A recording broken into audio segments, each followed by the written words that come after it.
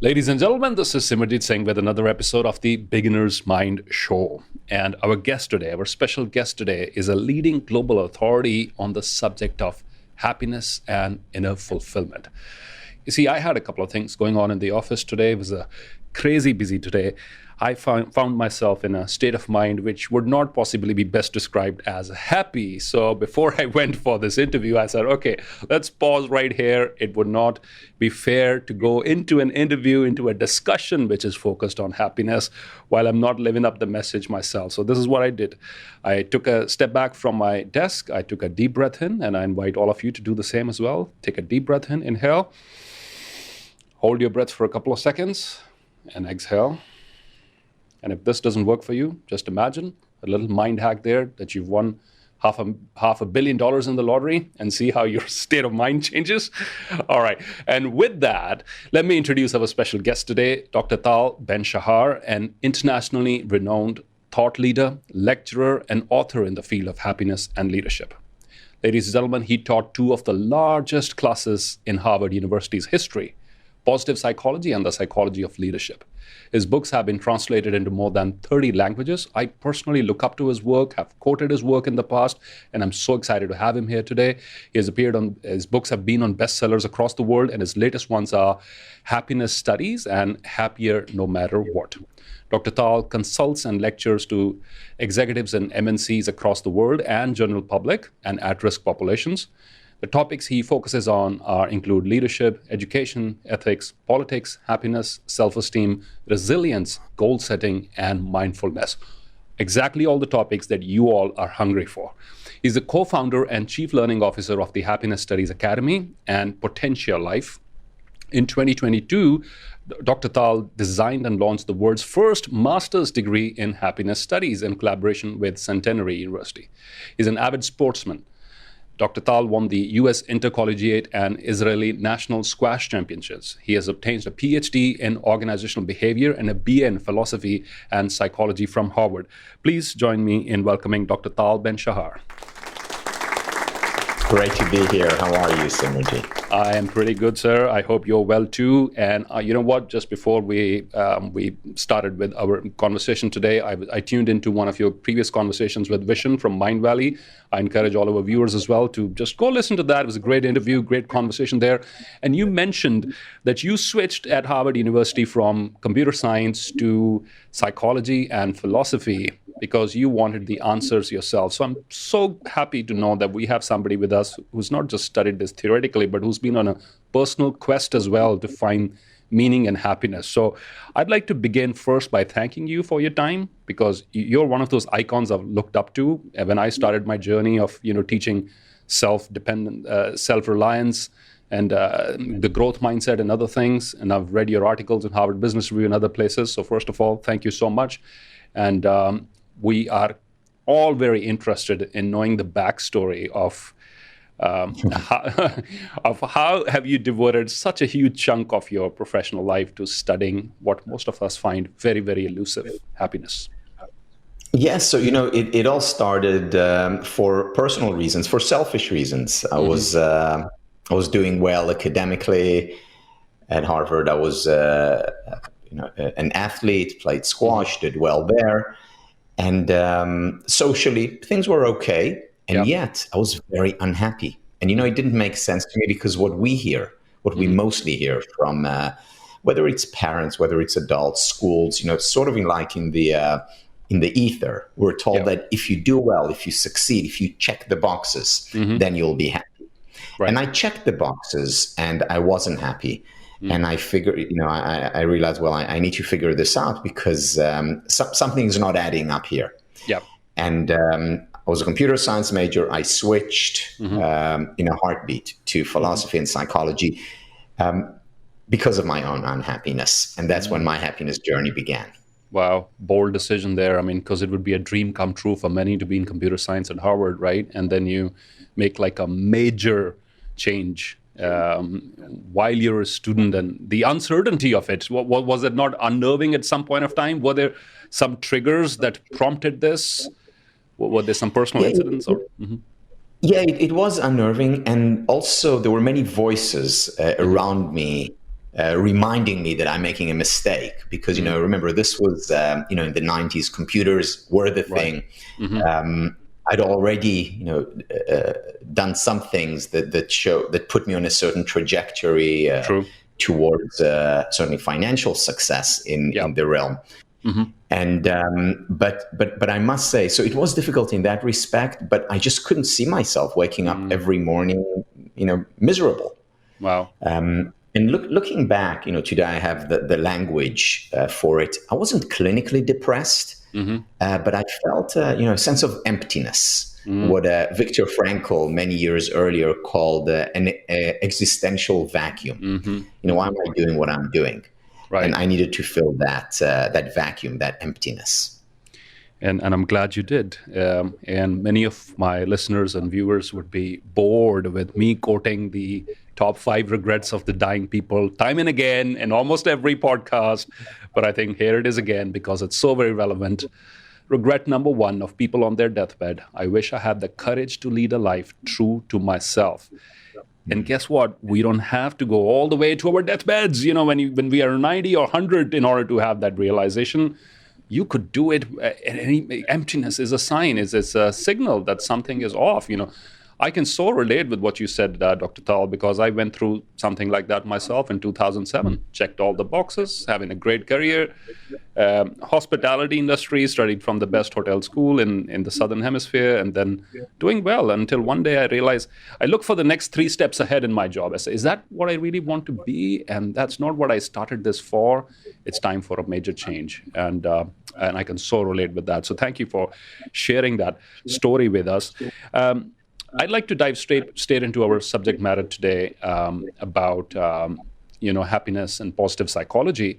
One of your recent books is titled Happier No Matter What. And the moment I listen to that title, a voice inside my head goes out, really, happier no matter what? Because I have these people in my life whom I need to deal with before I feel happy, or I have these circumstances, or that loan to pay off, or the 10 pounds that I plan on losing every year, and then they go on my New Year resolution and they come back again.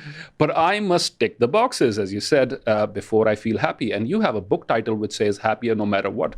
Talk to us, because there are millions of people out there with a very strong entry criteria of when they can allow themselves to be happy. Yeah, so the first thing is really, how do we define happiness? If we define happiness as a constant high, as something that we can and even ought to experience at every moment in our life, then that's unrealistic. And we will not be happy. Not only that, we'll experience constant frustration. So, what you described at the beginning when you said, okay, you had a tough day at work, you challenges. Yep. These are natural. We all have these ups and downs. And the first step to happiness, paradoxically, is allowing in unhappiness. In other words, to accept the fact that there are ups and downs, to accept the fact that there are difficulties, challenges, hardships. Right. In other words, to give ourselves the permission to be human, to experience the full range of human emotions. Now, once we do that, then we open up a whole range of possibilities for joy, for laughter, for positive relationships, and so on. But the first step is allowing in unhappiness. Now, why did I call that book Happier No Matter What?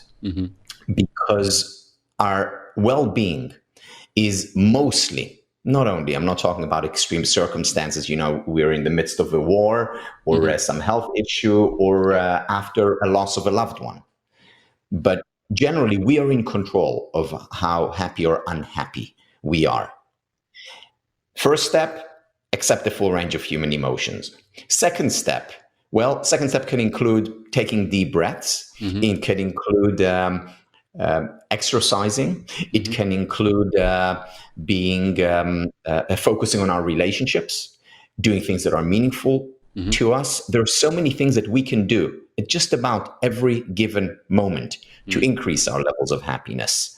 In other words, it's mostly dependent on us rather than the external circumstances. Again, barring very extreme circumstances, which of course warrant certain painful emotions.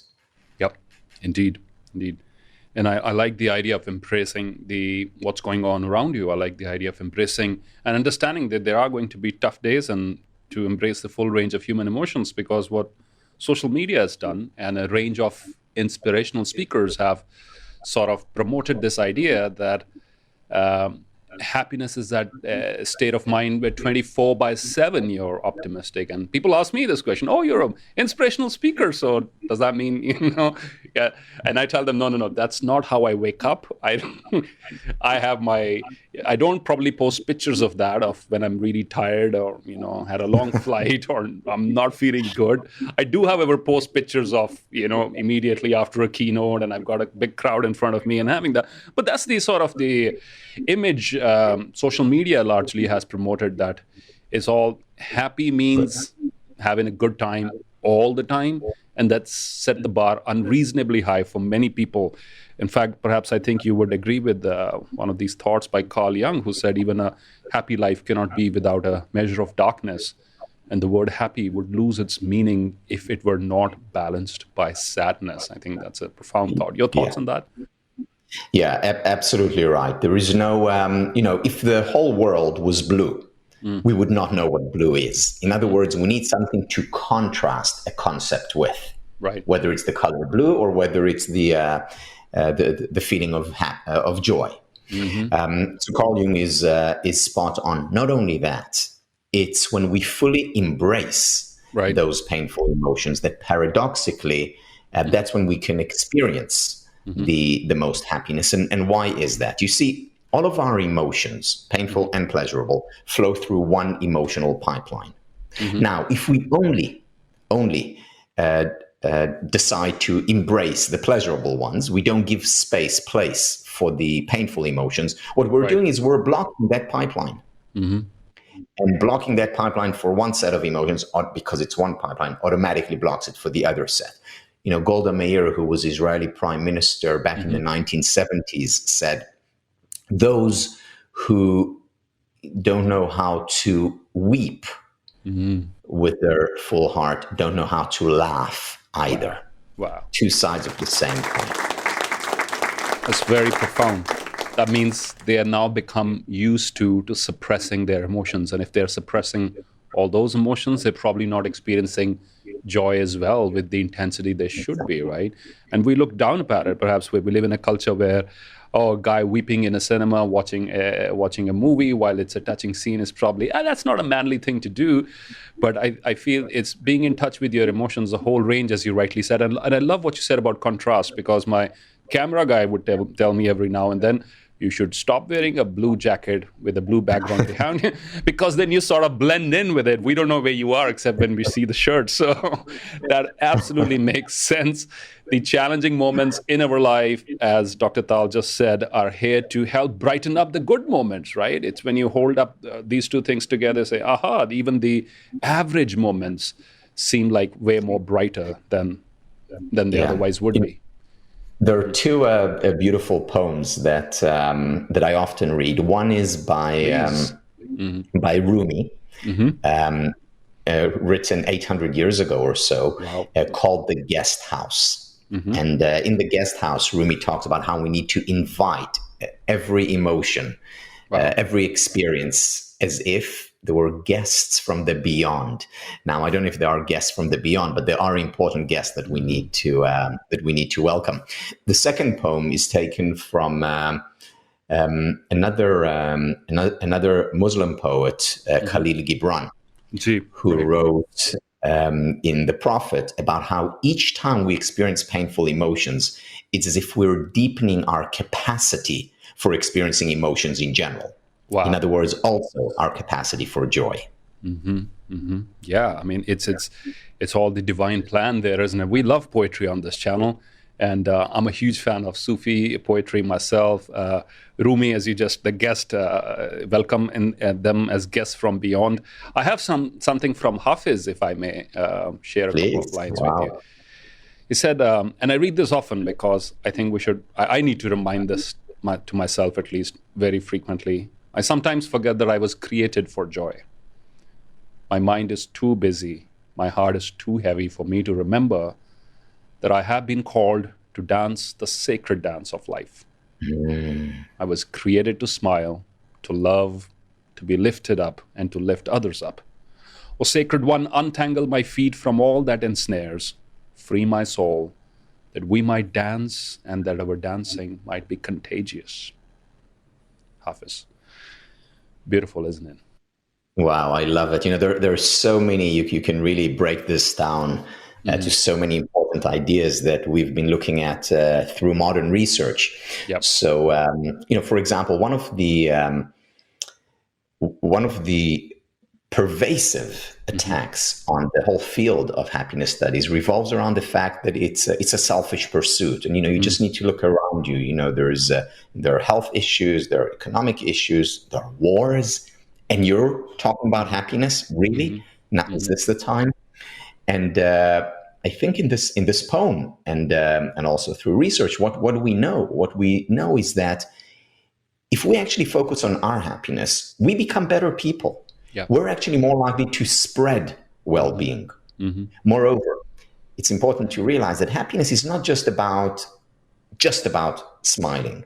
It's also about bringing a sense of meaning and purpose to life. It's also about cultivating healthy relationships.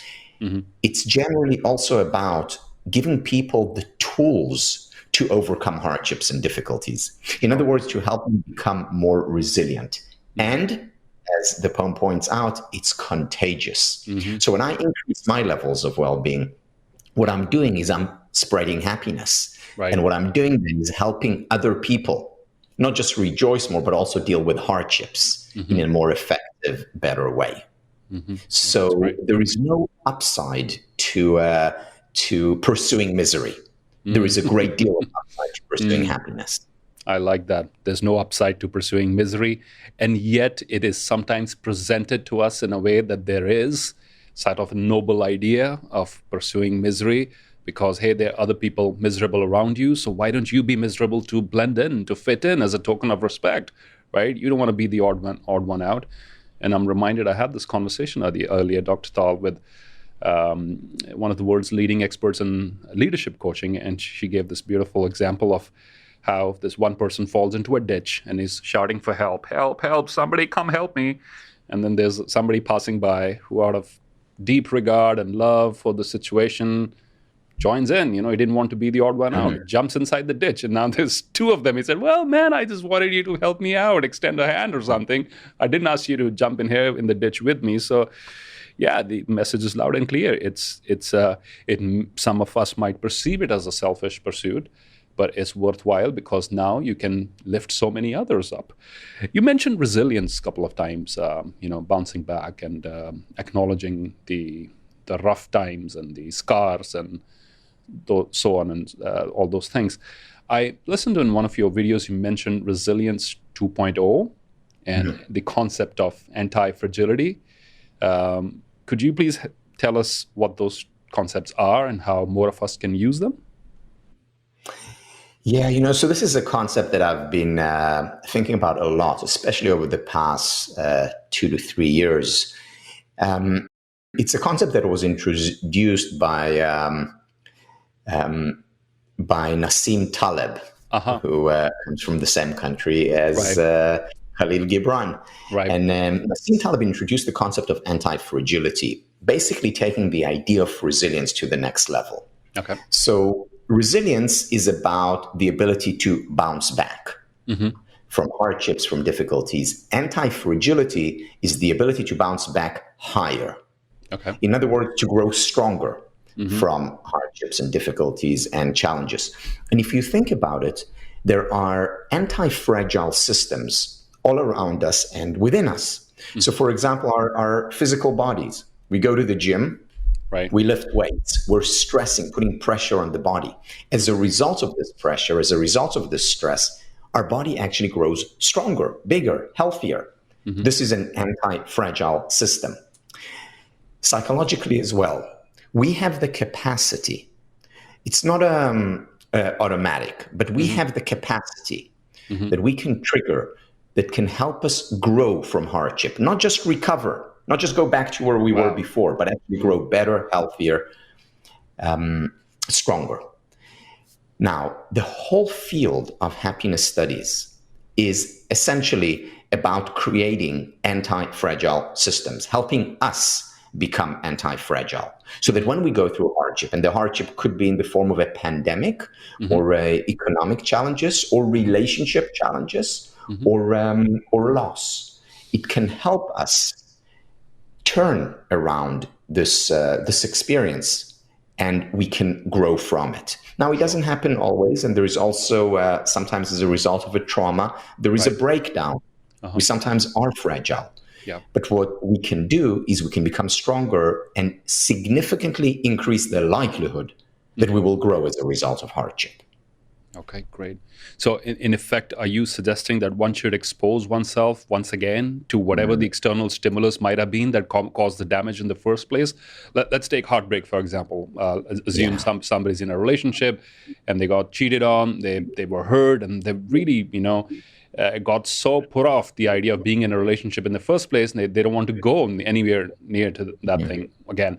So in effect, the concept of anti-fragility is suggesting for that person to step in once again by detaching from the previous outcome. Is that what it means?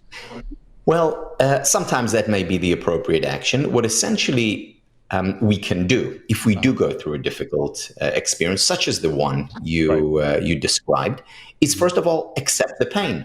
This goes back to giving ourselves the permission to be human. And paradoxically, it's when we accept it rather than run away from it, reject it, push it away. It's when we accept it that this pain is most likely to be transformed into growth. In other words, we're more likely to be anti-fragile. And then, after we accept the emotion, choose the most appropriate course of action.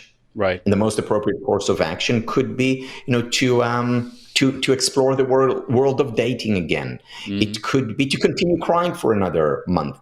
It could be to hang out more with our friends. It could be to, go back to my exercise regime. Yeah. Because, there's a lot of research showing that physical toughness is translated into mental toughness. Wow. So these are all ways to make ourselves more anti-fragile. And again, this doesn't take away from the pain and the agony of going through an experience like this or other painful experiences. Right. Now, I think two very important points emerge here. One is what you said about the acceptance part. And a lot of us want to move on without properly, fully going through the acceptance bit. We want to jump straight away to the next thing without having gone through this accepting and embracing the pain. And the second part, I think, is also for people to accept that we have within us the resilience to not just get out of these sort of dark days or these valleys that we found ourselves stuck in, but also to recover. When we recover, to emerge out of them stronger. As Dr. Tal rightly said, the example of when you go to a gym, you're deliberately putting yourself through pain, but when you emerge with stronger muscles and a more well-trained mind and body. Similarly, we have the capacity. I think this is a very important message for young people out there sometimes, because you have that one exam that you don't score well on, or that university you wanted to get into rejected you, or something else, and then you take it to heart, and that becomes the truth of your life in every aspect, and you don't allow any new experiences in. I think it's important for young people to understand there as well, that you have the capacity. And it's important also for parents to understand, because so many parents today make the mistake of preventing their children from going through hardship, making things too easy for their children. And think about it, you talked about the gym. You go to the gym and all the weights are on zero, meaning no resistance. You're not going to grow stronger. You're just going to remain where you are, or worse, you're going to actually deteriorate. So we need the resistance in life, in the gym or outside the gym. We need it in order to grow stronger. And two thoughts emerge in my mind. One is Carl Jung, who said difficulties are good for health. I love one of these quotes by him. And second is a Sufi thought, as you were mentioning, about embracing and accepting the pain. I think it's attributed to Rumi, who said the wound is where the light enters you. And I love that. I love his one-liners, by the way, Dr. Tal, because there's so much wisdom sometimes in just a one-liner like that. The wound is where the light enters you, the light of possibility, of healing, of recovery, of strength. The wound is where the light enters you. And it's a great reminder. Don't run away from wounds. Don't be afraid of getting hurt. That's what life is all about, right? There is perhaps the greatest wound that we can experience is around the loss of a loved one. Mm-hmm. And there is some very interesting research showing that there are essentially two groups of people in terms of their response to loss. One group of people would say something to the effect of, "I'm not going to let this affect me. I'm going to move on. I'm strong. I can deal with it." And everyone around them, of course, says, "Oh wow, they're strong. They're handling it so well." Right. And then there is a second group that breaks down. They shed tears, they talk about it, whether they break down in private or in public. But when people see them, they say, "Oh, I'm concerned, I'm worried about them. They're not handling it, they're not dealing with it well." Mm-hmm. But then you go to these two groups a year later, and what you almost always, very few exceptions, almost always find is that the second group is doing a lot better than the first group. Right. And that certainly applies, 2 and 10 years subsequently. Why? Because the first group has internalized, has experienced, has given themselves the permission to feel the full range of human emotions, whereas the second group hasn't let nature take its course. Right. Basically covered the wound without letting the light in, metaphorically speaking. Mm-hmm. Mm-hmm. Now, that's a great analogy there. And great points with some very practical inputs. Now, you probably, I read it often on social media, you can fake it till you make it, as far as in the context of happiness. Is there something like that? I mean, if I just fake it, will I make it at some stage as far as my pursuit of happiness goes? Would that be a starting point if I'm really stuck in a horrible place right now? Yeah, there is some truth to it, because we know that, for example, if you smile, even if it's not a genuine smile, what psychologists call a Douchian smile, it will still affect your chemistry. It will actually release certain chemicals that will help you feel better. Mm-hmm. At the same time, do I recommend following a loss to put on a fake smile or to go dancing, and even if it's the last thing in the world that you want to do? No. A first step needs to be to embrace, accept, be in the moment. Mm-hmm. At the same time, it is also one of the tools that sometimes is helpful to fake it until you make it. And again, for instance, you've cried a lot after your partner left you.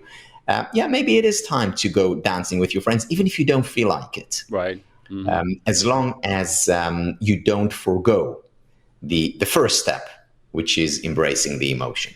That's very important. And I think that's loud and clear. To not skip that step. It's very important to not skip the acceptance part. And don't put, hide in a shell or be in denial all the time about what's happened. To embrace it, accept it, and then try things like, there's incentive now for all of you folks out there to smile a bit more. And as the Tibetan saying goes, when you're smiling, it's half of it is for your face and the other half is for someone else's, right?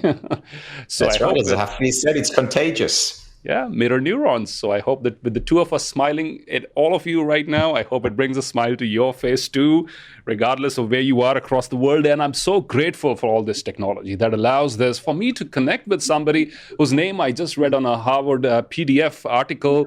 And I was like, wow, there's so much clarity here. And for me to speak with that person today, I'm so grateful for all the progress that we've made in technology in the last 2 or 3 years, accelerated growth for us to be having this conversation. I'm deeply, deeply grateful. And let's talk about gratitude. I first discovered the the concept back in 2007, Dr. Tal, when I watched this movie, The Secret. And the pursuit of gratitude, in the context of that documentary, of that movie, was for me to activate the law of attraction. If I feel grateful, I'll have more of wonderful things in my life. However, and it's mentioned in all major religions. The concept of gratitude is there in all major religions in one way or the other. But for them to put it in a way where more people would be exposed to the idea of keeping a gratitude journal, do the gratitude visualization, et cetera, feel grateful, bring those feelings in. I first came across that in 2007. it became a part of my daily routine. And I have no hesitation in saying one of the single biggest transformational tools in my own personal journey thus far. Talk to us, please, about the science behind it, your research behind it. Can something as simple as reflecting on the good things in your life can lead us to a happier life? Yeah, so I can certainly relate to what you said. I started keeping a gratitude journal on the 19th of September, 1999. And that was actually a few years before the first study on gratitude came out. But I did start a gratitude journal because Oprah, on one of her shows, talked about it. And I thought, wow, what a great idea. And I very quickly realized, how helpful it was. So when the research came out in 2003 by Robert Emmons and Mike McCullough, it was no surprise to me. And what they show in their research is that people who express gratitude regularly, and usually, in a research journal, but you can also do it as a family around the dinner table just before going to bed, or you can do it in the workplace. People who express gratitude on a regular basis are happier, more optimistic, more likely to achieve their goals, in other words, more successful, kinder, more generous to others, and physically healthier. Oh, wow. So it actually strengthens our immune system. Now, this is quite amazing because this is like a 2-minute practice. And the question is, why does it lead to such impact? And the answer is because it creates potentially upward spirals in our life. What does that mean? So, for example, if I do the gratitude exercise, even if I'm in a slightly better mood, I'll be a little bit nicer to the next person I meet. And of course, they will reflect, or are likely to reflect, my behavior, and they'll be nicer to me. So I'll feel a little bit better. I'll have a little bit more energy. So I'll do a bit more work, and then I'll feel better about doing more work, which will again continue to promote, to support my positive feelings, and so on in an upward spiral, especially if we do it consistently, either day in, day out, or once a week with our family. The key here is consistency. Now, in the workplace as well, employees who regularly focus on progress that they made, and this is work done by Teresa Amabile from Harvard Business School. If they write about progress that they made at work consistently, they're not just happier, job satisfaction goes up, they're also more productive and more creative. Now, I think there is a lot of wisdom in languages in general. And my favorite word in English is the word appreciate. The word appreciate has two meanings. The first meaning of the word appreciate is to say thank you for something, to be grateful. And as you mentioned, this is something that religion reminds us to do. And it's something that today we have the research to show how important it is to say thank you. But the second meaning of the word appreciate is to grow in value. So money in the bank or a good investment appreciates. And the two meanings of the word appreciate are connected, because when you appreciate the good appreciates. You focus on what is working in your life, on progress, on things that you're grateful for. You actually create more of it. And that is the basic premise of The Secret. The law of attraction is also the basic teaching of so many of our religions and philosophies. I like what you mentioned about the upward spiral, because even a little shift in how you feel is significant in your environment, in your culture, in your vibrations, and people around you. Your parent, if you're a parent, how it impacts your children. If you're a boss, how it impacts your team members. And also, the number one resistance, if you will, that I face in terms when I speak about this concept of gratitude is people saying, oh, that will make me less ambitious. But what I've experienced from my own observation is it does not make you less ambitious. It just reinforces the fact that if you could cover all those things, what about everything ahead? You could do that too. I think it builds up the courage to be even more ambitious. So it's not something these are not two opposing things. Being in a state of gratitude and being ambitious are not two different areas. They're very much interconnected. Yeah, in fact, one of the fears that people have when it comes to happiness, and I know that I was that I fell into this trap as well, is that, well, if I become happy, that means I'll be content, and that means I'll rest on my laurels, and that means that I will lose my ambition. Now it turns out that this is very far from the truth. Certainly in the long term. Yes, in the short term, I may be happy and content, and I may stop and celebrate. However, very quickly, that celebration turns into further ambition. Only this time, it's ambition that comes from intrinsic rather than extrinsic motivation. Because a lot of the ambition, at least I know that I was driven for years by extrinsic motivation. Yeah, I wanted to be a top squash player so that they write about me in the newspaper, and so that people like me, and so that this girl will say yes when I ask her out. This was my motivation growing up. Whereas over the years, as I become more appreciative, as happiness levels did go up on a more consistent basis, the motivation moved inside. Yeah, I want to do this because I care about it, because I want to make the world a better place, independent of what other people think, say, or do. No, that's great. And you mentioned celebration. And I think to have a little celebration ritual for yourself is also a great exercise to acknowledge, I went through this in order to make it happen. Now it's a time for maybe a glass of champagne or whatever you will, whatever you fancy, to acknowledge and accept and embrace that victory too, to give it time before you move on. Yeah. And appreciate, because again, when you appreciate the good appreciates. You'll have more of it. It does indeed. I'm mindful of the time. This has been a wonderful conversation so far. We are 36 minutes into this conversation, and I want to do a little activity with everybody who's tuned in. First of all, say hi in the comment section. Please tell us which city you're logging in from and what are your top takeaways thus far. And once you do that, I'm going to throw a little challenge to this audience here. I read in a Harvard Business Review article, what if you could design your dream company to work for? If you all had the opportunity to design your dream company to work for, that was a great article. People came up with all sort of interesting ideas. How about we twist that a little to say, what if you get to design a dream life for yourself? All right. Can you tell us in the comments section, guys, all of you, what ingredients what would your dream life be like? Would it be passion and purpose, or will it be leisure and enjoyment on a beach in Hawaii or somewhere else across the world? Lot of shopping or lot of charity or making a difference to the world? If you get a chance to sit down and design your dream life so that you could be happy from your perspective, can you tell us in a couple of lines, what will that involve? What would your dream life involve? And then I would request our special guest today to tell us from research what ingredients perhaps are the most important in designing a happy life. Over to you, Dr. Yeah, first of all, I love this exercise. This is something that obviously I think about, write about, and encourage our students to engage in.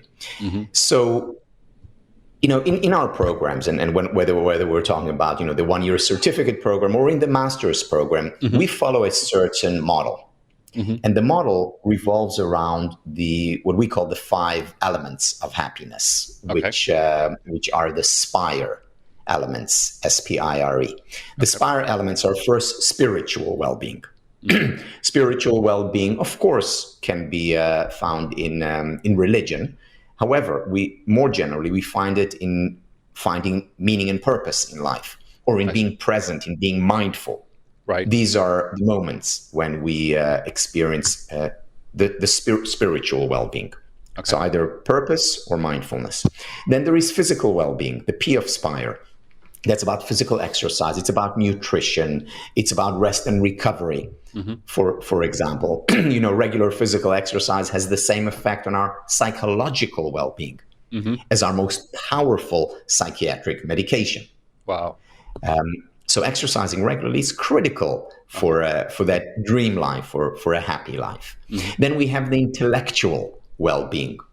Intellectual well-being is about curiosity. It's about learning. It's about asking questions. There's research showing that people who are curious, who ask questions, are not just happier, they're not just more successful being lifelong learners, they also live longer. Wow. So, curiosity kills the cat, they say. Well, it actually makes humans live longer. Oh, wow. And then the R of Spire, relationships. Relationships, number one predictor of happiness. Going back to the to what people on their deathbed say. They rarely said, I should have worked so hard, but they very often say, I should have spent more time with my loved ones. Absolutely. So there's a very important lesson here. Also, kindness. You talked about charity. One of the best ways to increase our level of happiness is to help others become happier. So being kind, being generous, being charitable is key to happiness. And finally, emotional well-being, the E of Spire. And that's about embracing painful emotions and cultivating pleasurable emotions, such as gratitude, such as joy. So spiritual, physical, intellectual, relational, and emotional well-being. These are the elements that I would introduce into my dream life. That's great. So for everybody who's typed into the comment section, you want to do a little comparison there with what you've asked for and what research says, because I did not hear, all the money in the world to buy whatever I want, because I think, correct me if I'm wrong there's also research that says if you get that dream car, the dream house, or win whatever amount you wanted to win in the lottery, there's like a certain deadline on how long that feeling of happiness or joy is going to last. And it's not very long. It's probably a few weeks. And then the routine kicks over. And if you don't have a strong mechanism, you fall back on old habits. And now you feel like an imposter having that money or the car, and you're going to self-harm yourself so that you go back to what you were earlier. Is that... I read it somewhere. So what we experience is what Daniel Kahneman and Ed Diner and others call the hedonic treadmill, meaning we experience a high when we get that new car or new house, but then very quickly we go back to where we were before. And actually, we go to a worse place than we were before. Why? Because at least before we had the illusion that once I get this car or this house or make this money, then I'll be happy. And we get there and we realize that there is no there. And now we're disillusioned. And the difference between sadness and depression is that depression is sadness without hope. Now, we all experience sadness. If we don't even have the hope that we'll overcome it, that things will get better, that this too shall pass, right, then we're in danger of falling deeper, which is why we find so many extremely successful people, whether it's, rock stars, movie stars, top athletes who become depressed, who really fall to a place from which they struggle to emerge. Why? Because they no longer live under the illusion that when they're successful, when they make it, then they'll be happy. They've already made it and they're still not happy. And now they have no hope anymore. The problem is that most people in the modern world, at least, look for happiness in the wrong place. They think it's the achievement. They think it's getting to the peak of that mountain. It's getting that thing that will make them happy, not realizing that it's about other things, such as relationships, being active, finding a sense of meaning and purpose, and so on. That is huge. And that's my single biggest takeaway in the conversation today is what you just described, the difference between sadness and depression. And you said depression is sadness without hope, without that self-belief that I can recover from this, or there are going to be days ahead. And how profound is that? I think we all need to take some time to reflect on that we will all, in the journey of this life, need to go through tough, challenging circumstances. But it's if you have hope, if you have the self-belief that no matter what, I can bounce back from this, you know what? You will recover yourself and you'll be a shining example for others too who might lose hope. And that's my single biggest takeaway in this entire conversation that we had today. Thank you. You know, when I was in my 20s, I lost my best friend. in the whole world in a plane crash. And I after that happened, obviously devastated, and I called up my teacher, Nathaniel Brandon, and between the sobs, I told him what had happened, and he knew my friend, and he said to me, Tal, I'm going to tell you something now that's not going to make sense to you, but keep it in mind. Okay. He said, you'll get over it. We all get over it, because if we don't, then God help us all. And there was so much wisdom in his words, which I carried with me. This was 30 years ago, which I've carried with me. And what he was saying is that we have the internal mechanism, the strength to overcome hardships and difficulties. In other words, he planted a seed of hope in me that too shall pass. And that's very important for us to remind ourselves when we're going through a difficult time where we feel that, no, it cannot get any worse and there's no way out. Remember, a few years from now, you might be reflecting back on that as your biggest learning, growth experience, So welcome it into your life, just like you welcome the bright, sunny days. I thank you deeply from my heart, Dr. Tal Ben Shahar, for your time, for your openness, and your desire, your willingness, your flexibility in the scheduling and everything of this interview. It's been an absolute pleasure, sir. And I would also request my audience, there are some amazing courses, both on Mind Valley and elsewhere. We'll share the links for those in the description, the purchase links for the books, Dr. Tal Ben Shahar's website and other social media resources. You'll find all that in the description of this video. Please go check out those resources. There's a wealth of wisdom out there, some very some in-depth lectures as well. Some of them are more than 2 hours in duration if you want to be a good student of the subject of happiness and self-transformation. And tons of content out there, whether it's on the Mind Valley channels, Big Think, etc. So do check out the range of all that information as well as the courses, and connect with Dr. Tal Ben Shahar on the social media platforms as well. And sir, I thank you very much once again. Thank you very much, Simerjeet, for all the work that you do. Thank you. Been an absolute pleasure.